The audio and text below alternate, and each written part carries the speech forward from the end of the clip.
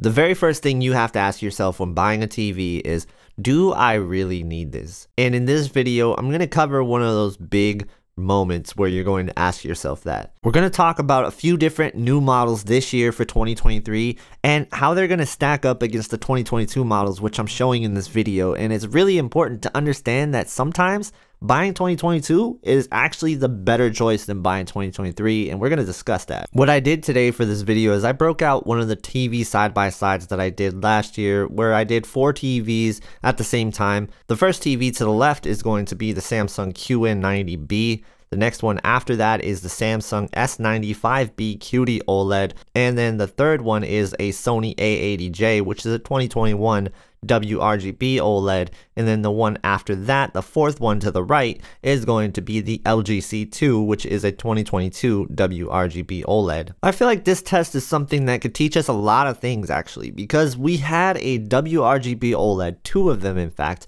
a QD-OLED, and then a mini LED, which was considered one of the better mini LEDs of 2022. So this gave us a good understanding of how the TV technologies would work against each other. Here's one of the bigger things that stuck out to me was it doesn't matter what year the TV was when it came to w-OLED, they all kind of looked the same except for the few nuances that were different, but that came down to one was a Sony and one was an LG. There's differences with picture processing and the way that they handle color. There's also a huge difference of white balance out of the box for these two companies. And even down to the way that they handle black crush, they are going to be different. LG will crush the blacks, and that can make it seem like they have worse shadow detail. Now, the way that Sony handles it, they will have better shadow detail, but as a result of that, some people might think that the blacks are too raised on Sony TVs, so it's just going to come down to your preference at that point. When it comes to color, some people think that the LG OLEDs are more saturated out of the box, while the Sonys fall a little bit flat with color, and some people just want to crank the color up a little bit more on Sonys, which you can do. In a quick color adjustment up or live color adjustment, you can have very similar colors to what you have on the LG OLED. Speaking of color, we have to talk about quantum dots in the first and the second TV. The first TV being mini LED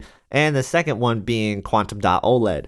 Now, when it came to the best colors that I've seen, the best color brightness that I've seen, it doesn't come close. It's really going to be QD-OLED. They do something that no other TVs can do when it comes to TV technology, and I've seen this both in the S95B and in the A95K last year. When it came down to the brightest TV, you guessed it, it was the mini LED TV. But the differences in brightness and actual content wasn't that big when it came down to it. The S95B oftentimes did match what the QN90B was able to produce, but there were a lot of scenes where the S95B just couldn't get to the same brightness level as the QN90B. And in the majority of bright scenes, the w-RGB OLEDs, they couldn't come close to the S95B and especially the QN90B. Alright, before we get into all the TVs, I just want to say that every TV that I talk about today will be listed as a buying link in the description below. These are affiliate links, so if you use them to buy any of your TVs, you will also be helping out the channel. Thank you guys so much for your support, and remember that you should always buy on your own terms. If you don't need a TV right now, be patient and wait until Black Friday. If that is something you can do, that is when you are going to get the best prices when we're talking about these 2023 models today. So please keep that in mind. You are always going to be paying a premium at release for these TVs. We're going to discuss that, so without further ado, let's talk about the new 2023 models and how they stack up against the 2022 models, which you're seeing on the screen. Let's start off with the mini LED and the Samsung QN90C. Now, the Samsung QN90C is roughly going to be very similar to the QN90B. Now, there was an actual technology change within the panel itself. They have switched from a VA panel to an ADS panel for the 55, 65, and 75-inch sizes. Now, depending on how you look at this, it can be seen as a downgrade. And I think that's a fair reaction given that it's going to be the same type of panel that you find in the lower model, the QN85B of last year. Now, I did compare the QN85B, which uses that same ADS panel, compared to the VA panel of the QN90B. And I thought that the QN85B held its own and oftentimes had better color than the QN90B. The only thing that the QN90B really had on the QN85B was the brightness level, but that's more so how the TV is designed and not necessarily the panel. But let's talk about some reasons why this switch to ADS might actually help the 90 series. So traditionally, the 90 series has a ultra wide viewing angle layer applied to it, and this can result in scattered light with rainbow reflections, as the viewing angle is supposed to get better for a VA panel. That's one of the VA panel's weakness, is viewing angles. But when they use ADS, which is looked at as something that has better viewing angles, they actually won't need to have this layer on it. This will result in better contrast, as when you have this layer on your TV, it's actually going to reduce the contrast of your TV. Also, I've gotten a lot of complaints about how these reflections have been a problem and why they won't buy Samsung TVs or any other TVs with this layer because of that. And yeah, those rainbow reflections, if you have light hitting the TV, that is a problem. So not having those this year,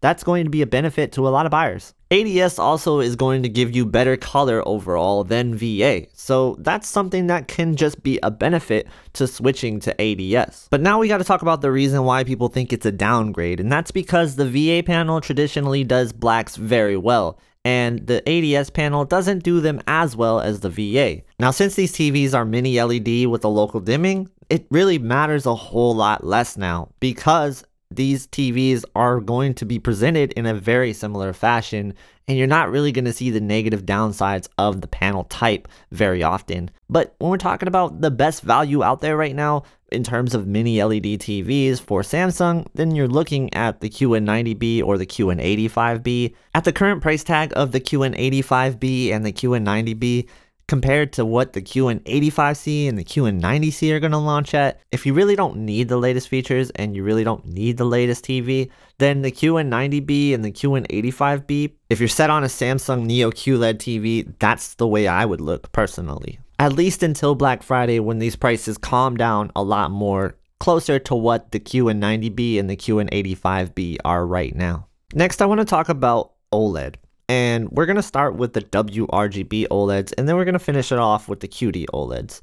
So when we're talking about wRGB OLED, I really think that whether you buy a 2021 model, a 2022 model, a 2023 model, if it's a wRGB OLED made by LG Display, they're all going to be very similar TVs. Like I mentioned earlier, though, each manufacturer does do things a little bit differently. So you want to look at what manufacturer caters to you more so. So the next model we're going to look at is going to be the LG C3. Now, when we're looking at the LG C3, we have to think about what are our alternatives to the LG C3 when we're just talking about LG OLED specifically. And the first one that comes to mind is going to be the LG C2. And honestly, the LG C2 compared to the C3, I would be surprised if when these are side by side, you see a significant difference. Now, there are going to be processing differences, and supposedly there is going to be higher brightness from a perceived brightness level, but that's just going to be something that, will you actually see it? How often will you see it? I tested the C1 last year compared to the C2, and honestly, I was a little underwhelmed. I thought that the C2 was slightly brighter. I would have just saved money by getting the C1 if I was in most people's buying positions at that time. So again, it does go back to what I was saying with the QN90B and the QN90C. Is like, do you need the new features? Do you want the changes? And that's something you got to determine for yourself. Is it going to be worth that almost $1,000 difference in a lot of cases when we're talking about these new models versus the old models? Now, you can also look at the LG G2 in this situation as well, because these prices have dropped a lot. And if you need to mount your TV, or you want that extra protection from a 5-year warranty, that good peace of mind, then honestly, the G2 might make a lot more sense for you than the C2, so that's something I would look at as well. Now, of course, we have to talk about MLA, because that's going to be something that's not going to be really comparable to anything on that LG OLED list. And if you're looking at the G3 this year, that's the one you want to get. I don't think the G2 is going to come that close to the G3, and really, it's just going to be G3 or QD-OLED. That's going to be your top choice if you're looking for the premium best technology in 2023. All right, moving on to the next TV that we have is the A80L. That's going to be Sony's wRGB OLED lineup for this year. Now, are you going to upgrade to the A80L, or are you going to get an older model in the A80K or even the A80J, which is still available to this day? The A80J and the A80K, that's going to be something that you could debate for days. Some people think the A80J is better, and some people think the A80K is better. Honestly, you could get either of these and probably have a very similar performance to the A80L and you'll be just fine. Now, I personally have not seen the A80K. It's one of the things I regret not reviewing last year, but I did see the A80J. I actually own the A80J and we used it in this example here when we were doing side-by-sides. This is a 2021 TV and it still holds up very well up against all the newer TVs from 2022 in this example.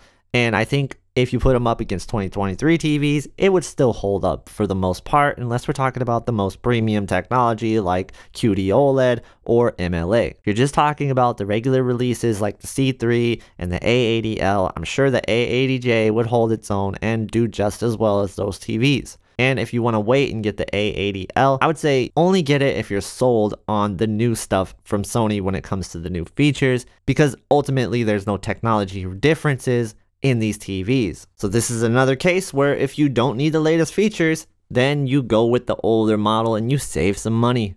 Unless, of course, we're talking about Black Friday, then these prices are probably going to be very similar to what you see the A80K's prices being right now. So yes, I am a very big advocate of buying the older models. And this next one is a little bit more trickier because we're talking about QD-OLED. When we're talking about the S95B, I thought it was a really good deal, and I still think it is a really good deal. Now, there are some things that you have to think about with the S90C and the S95C. So the S95C is a clear upgrade over the S95B. It is using the second generation of QD-OLED technology. The S90C, that's not confirmed to be doing that unless you're getting the 77-inch model. But there has been some talk that there might be some software limitations to the S90C, which would be kind of a bummer because that's going to just basically put it in line with the S95B. If this happens and if this is the case and the 55-inch and 65-inch end up using the first generation QD-OLED panels, then looking at a S95B and saving some money might not be a bad choice. But if you're a gamer, I want to say just be careful because the latest update from the S95B, I'm not a big fan of what they did with the HDR gaming. It just seems like they quite haven't figured out that part of it. But everybody that has seen the S95C, they really like the HDR gaming on that. And remember, there is changes this year to HDR with the static and active tone mapping, as well as some game mode HDR changes that can really help you out and give you more options. So for gamers, I would say the S90C would be worth the extra amount of money if you can wait or if you're just willing to pay up a little bit more for it. Now, I think movie watching, TV watching, you'd probably honestly be fine with the S95B. I still love this TV. I just watched Outer Banks on it and it blew me away. I think this is still going to be a really good buy at the price that it's at. It's hard to beat. So yeah, QD-OLED's a little tougher to evaluate, especially when talking about should you get the S95B still or just wait till the S90C comes out or even go for the S95C. Now, if you can, I would say go for the S95C if you have the budget to do it, or go with the A95L. That's probably going to be the route that I would push people towards if they can. But if you're settling for the S90C, maybe look at the S95B instead. There's also the route of the A95K, which I don't have in this video, but I did review and I have a lot to say about the A95K because the price tag right now for the A95K, it isn't terrible. It isn't terrible. It is still higher than the S95B, but with all the problems that the S95B has with game mode, looking at the A95K might not actually be a bad idea at the price that it's at. So if you're buying right now, you don't really want to wait for the A95L, you think that is going to be a little too pricey, and yes, trust me, it will be pricey, then the A95K might be a good TV for a lot of people still. I loved this TV last year, and it was my TV of the year. So at the price that it's at right now, hard to complain about it. If you enjoyed this video or you felt like it helped you out, and if you want to help out by giving back to the channel, you could use my affiliate links to buy any of these TVs that I talked about today. It helps out the channel so much, so I thank you if you end up doing that. If you want to see more videos in the future just like this, please subscribe and hit the like button. I would greatly appreciate if you did that. And if you want to watch more videos just like this one, I have another one I think you'll like right here.